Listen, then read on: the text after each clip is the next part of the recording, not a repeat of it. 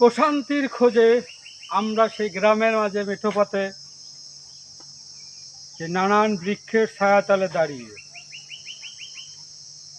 সেই শহরের ইটবালু পাথরের সময়ক্ষণ আর এখানকার সময়ক্ষণ যেন একটি ভিন্ন সময়। এসি, ফ্যান, বৈদ্যুতিক বাতাস যা আসলে আমাদের তনুমনকে প্রশান্ত করতে পারে না, কিন্তু এই প্রকৃতির হাওয়া, এই প্রকৃতির বৈশিষ্ট্য অত্যন্ত উষ্ণতার মধ্যেও মনে হয় যেন একটি শান্তি বিরাজ করছে।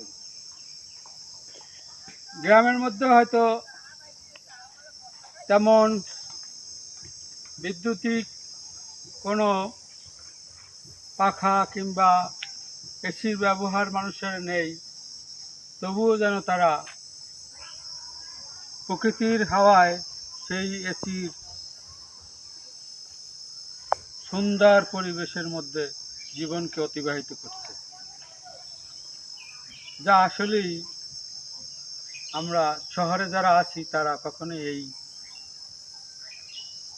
এই সময়টা উপভোগ করতে পারি না।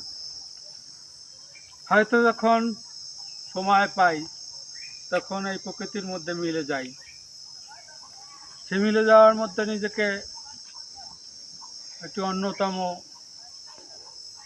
মিশ্রণে মিশ্রিত করি। এই মেঠোপথের পাশেই রয়েছে একটি হলদা নদী। এই হলদা নদীতে গ্রামের মানুষজন বা গ্রামের শিশুরা, কিশোররা এই গরমের মধ্যে বেলা ভাসিয়ে সাঁতার কাটে ঘরে ফিরে যেন সে শাওয়ারে গোসল করলো, যা আসলেই বর্ণনা করার মতো।